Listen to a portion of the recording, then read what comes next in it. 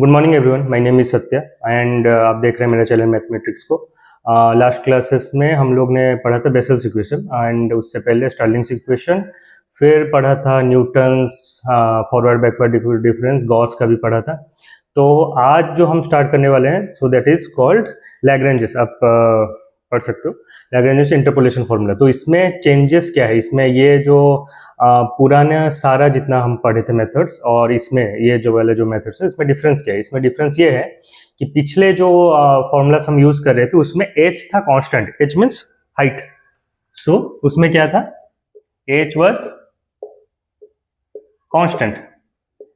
H constant means मान लीजिए x और एफ एक्स दिया है, तो मान लीजिए 1 1 2 3 4 5 करके ऐसा करके डाटा दिया हुआ है उसमें, ठीक है। या फिर आप मान लो कि 10 20 30 40 ऐसा करके दिया होगा डाटा, नहीं तो 5 5 का गैप में दिया होगा, कुछ भी करके। मतलब ये जो डिफरेंस है ये कांस्टेंट रहना चाहिए, ठीक है।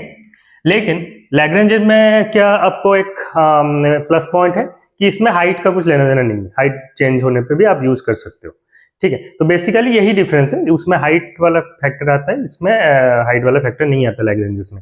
और अगर फॉर्मूलाज या फिर कुछ भी बताने जाओ कंपेयर टू जो प्रीवियस जो हम पढ़े थे, so this is the easiest जो फॉर्मूला है वो मैं बोल सकता हूँ, क्योंकि इसको याद रखना भी इजी है, कुछ ऐसा टफ चीज नहीं है, ठीक है। तो इसको तब स्टार्ट करते हैं।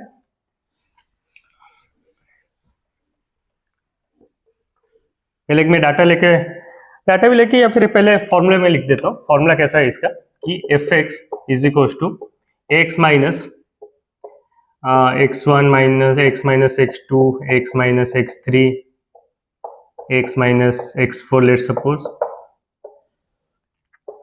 x0 minus x1 x0 minus x2 x0 minus x3 x0 minus x4, ठीक है। तो फिर सेकेंड जो टर्म आएगा तो वो कैसा होगा, वो होगा x minus x0 x minus x2 x minus x3 x minus x4, जितने भी टर्म्स होंगे divided by x1 minus x0 x1 minus x2 x1 minus x3 x1 minus x4, फिर प्लस, तो ऐसा करके टर्म जाएगा। तो इसमें आप अगर फॉर्मूले में देखो एक चीज, इसमें क्या है कि जो x दिया गया है, ठीक है, ये x को बस रिप्लेस कर रहा है x0। मैं क्वेश्चन देके आपको समझाता हूँ, मैं क्वेश्चन ही लिख देता हूँ डायरेक्ट, तो उसमें आप समझ जाएंगे कि फॉर्मूला कैसे यूज करना है। x और fx दिया हुआ है, ठीक है। तो -1 0 3 6 एंड 7 और fx दिया है 3 माइनस 6 39 8 2 2 और ये हो गया 1611, ठीक है। ये डाटा दिया गया है। मैं अगर इसको फॉर्मूला में डालने चाहूं तो देखो, अब पूछा होगा क्या कि पूछा है इधर f ऑफ 2, ठीक है। तो लेट्स सपोज f ऑफ 2 पूछा है, लेट्स सपोज, ठीक है। f ऑफ 2 कहां पे आएगा, f ऑफ 2 आएगा यहाँ पे, 2 इधर है ना, 0 to 3, ठीक है, इधर आएगा। तो यही बीच में कुछ एक हमको वैल्यू मिलेगा, वो हमें निकालना है। तो हम कैसे निकाल सकते हैं ये वाला वैल्यू, ठीक है। मान लो कि f ऑफ 2 दिया है, तो ऐसे करके कहां पे निकालते हैं। मान लीजिए कि x2 दिया है, तो 2 की जगह 2 डालेंगे। ये आप एक मान के चलो, दिस इज आपका x0 x1 x2 x3 x4 and this is f of x1, या फिर अच्छा इसमें एक टर्म मैंने छोड़ दिया, that is y0 into y1, ऐसा करके। सो f ऑफ x1, या फिर और ये हो गया y1 y2 y3 y4 y5। Simple सा कॉन्सेप्ट है, कुछ नहीं, स्टार्टिंग से x0 x1 x2 x3 करके लेना है और f ऑफ x को y0 y1, अच्छा this is y0 this is y1 this is y2 y3 y4, ठीक है। ऐसा प्रॉब्लम कुछ नहीं है कि आप इसको 1 या 0 लो, लेकिन मैं फॉर्मूला में डाला हूं तो करके, इसलिए x0 करके। नेमिंग आपके ऊपर है, करना कैसे है देखो। तो पॉइंट ये है कि x आपका दिया है 2, तो x की जगह पे हम 2 डालेंगे।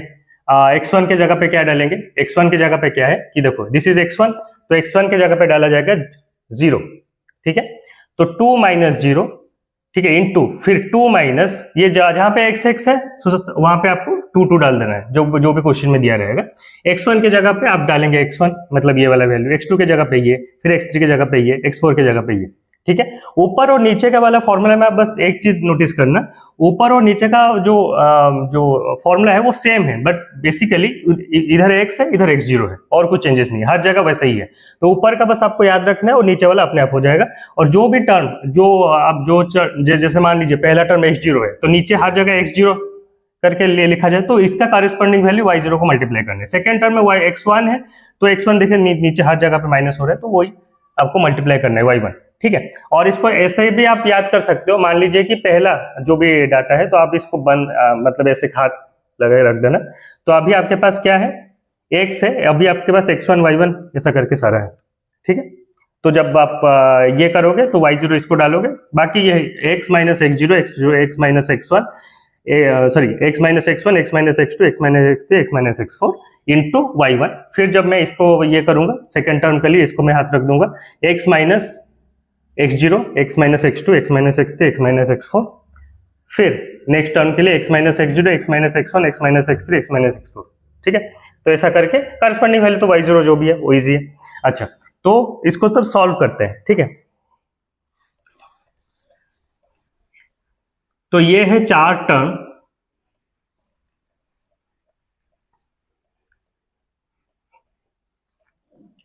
ठीक है।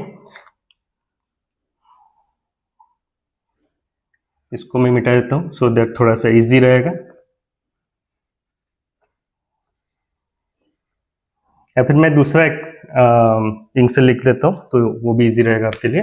So this is x0, this is x1 x2 x3 x4, this is y0 y1 y2 y3 y4, ठीक है।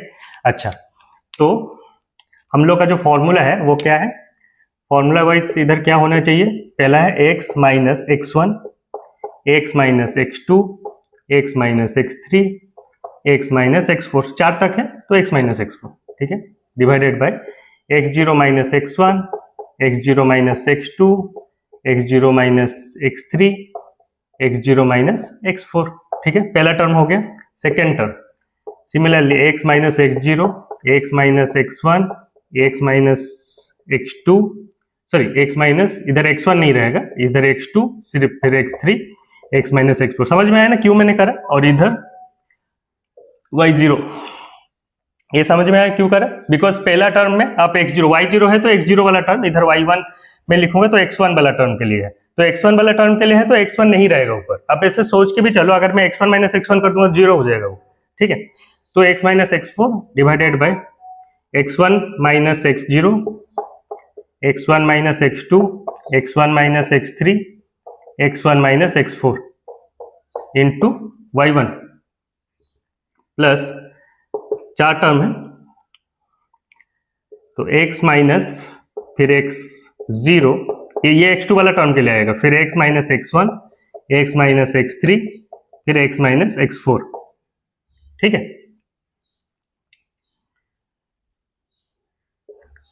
Divided by x2 minus x0 x2 minus x1 x2 minus x3 x2 minus x4, ठीक है। इसके लिए आ जाएगा y2, ठीक है। Next term तो y2 हो गया, फिर नेक्स्ट टर्म क्या हो जाएगा, x minus x0 x minus x1 x minus x2 x minus x4, x3 नहीं आएगा तो x3 minus x0 x3 minus x1 x3 minus x2 x3 minus x4 into y3 plus x minus x0 x minus x1 x minus x2 x minus x3 x4 minus x0 x4 minus x1 x4 minus x2 x4 minus x3 into y4, ठीक है। तो हो गया, ये हमारा formula हो गया। तो डाटा कैसे डालना है, इजी है, मैं इसमें लिख देता हूं डायरेक्टली। तो x के जगह पे आपको क्या डालना है, x पे जगह पे, अच्छा क्वेश्चन क्या दिया है, क्वेश्चन दिया हुआ है f(1) के लिए, ठीक है, पूछा होगा f(1) का वैल्यू कितना है, या फिर y का value when x is equal to 1, ठीक है, वैसा दिया हो रहेगा, कोई एक मतलब कोई एक x का वैल्यू दिया रहेगा, करस्पॉन्डिंग वैल्यू के लिए आपको निकालना है। अच्छा, इसमें हमें पोजीशन वगैरह कुछ नहीं देखना, normally put the formula get the answer. So x0, तो इस जगह पे मैं क्या, पहले x के जगह पे मैं इधर क्या डाल दूंगा, 1 1 1 1 डाल दिया मैंने। x1 के जगह पे मैं x1 x2 x3 मतलब क्या क्या डालूंगा, 0 3 6 7 है, तो चुपचाप 0 3 6 7, ठीक है, और y0 के जगह पे क्या डालूंगा, 3। सिमिलरली x0 है, x0 के जगह पे मैं डालूंगा -1, और बाकी ऊपर का पूरा सेम है, ठीक है, -1 -1 मैंने लिख दिया, ऊपर का 3 6 7, ठीक है, ये हो गया, ये वैल्यू डाल देना है। x, फिर x की जगह पे आप चुपचाप कुछ ना सोच के 1 1 डालते जाओ, 1 1 1 1 1 1 1 1 1 1 1 1, ठीक है, ये हो गया। x0 के जगह पे मैं क्या डालूंगा, x0 के जगह पे x2 वैल्यू डालूंगा ऑब्वियसली -1, फिर x2 के जगह पे मैं डालूंगा 3 6 7, ठीक है, और इस x1 के जगह पे क्या डालूंगा, x1 के जगह पे है 0, तो 0 0 डाल देता हूं मैं सारा।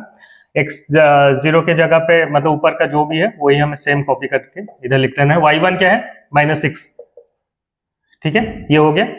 अच्छा, फिर x0 के जगह पे अभी ये सेकंड टर्म में क्या, x0 के जगह पे डाला जाएगा, तो x0 इज -1, x1 इज 0, फिर x2 नहीं है, x3 है, x3 इज 6 7, ठीक है, x2 के जगह पे क्या है, x2 है 3, सो 3 3 मैं इधर सारा लिख देता हूँ, और x0 के जगह पे क्या है, x0 के जगह पे है -1 0 6 7, ठीक है, y2 क्या डालूंगा, दिस इज 39, ठीक है।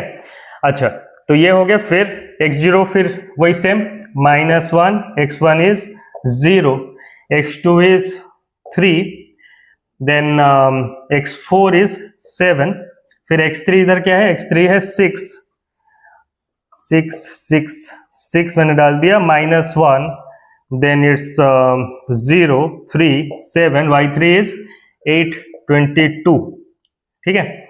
अच्छा, फिर नेक्स्ट क्या है, आपका x0 है -1, x1 है 0, x2 है 3, x3 है 6, सो x4 इज 7, तो चार जगह मैंने 7 लिख दिया।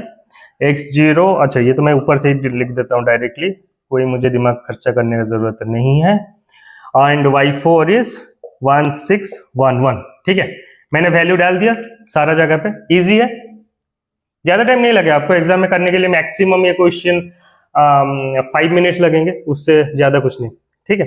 अच्छा, तो ये होने के बाद इसका आंसर क्या निकलेगा, इसका आंसर निकलेगा सो -0.2679 इंटू 3, ये पहला टर्म है, ठीक है, सेकेंड टर्म है 0.9524 into -6 plus 0.4167 into 39 plus -0.1905 into 822 plus 0.0893 into 611, तो आंसर कितना निकलेगा, आंसर निकलेगा -3, ठीक है। अब अगर देखने भी जाए तो इट्स लाइक ये कैसा हो रहा है, ये अगर ऐसा ग्राफ में ड्रॉ करूंगा, सो -1 के जगह पे -1 0 3 6 7 एक एक्सपोनेंशियल फंक्शन है, ठीक है, तो इसमें क्या होगा, जैसे माइनस जगह पे 3 है, सो 3, फिर 0 पे -6 है, सो इट्स लाइक दिस, फिर 3 पे है 39, सो इट्स लाइक दिस, फिर वो बढ़ते जा रहा है, ठीक है, तो ये कहीं ना कहीं जहाँ पे 1 होगा वैल्यू, तो 1 के जगह पे वैल्यू कहीं पे ये जगह पे आ रहा होगा, ठीक है, 1 के जगह पे, जब मान लीजिए कि 1 इधर है, तो 1 के जगह पे वैल्यू कहीं पे इधर माइनस में ही आ रहा होगा, ठीक है। अच्छा, तो सही है आंसर। देन होप कि आपको ये समझ में आया होगा, इसको और एक न्यूटन डिवाइडेड डिफरेंशियल में भी सॉल्व कर सकते हैं, ये जो बिना हाइट वाला जो प्रॉब्लम है, बिना हाइट वाला मतलब हाइट जिसमें कांस्टेंट नहीं है, सो वो भी कर सकते हैं, तो उसको मैं नेक्स्ट क्लास कराऊंगा तब। तो अगर आज आपको ये क्लास मेरा अच्छा लगा हो, ठीक है, तो मेरे चैनल को लाइक शेयर एंड सब्सक्राइब कीजिए। Thank you so much.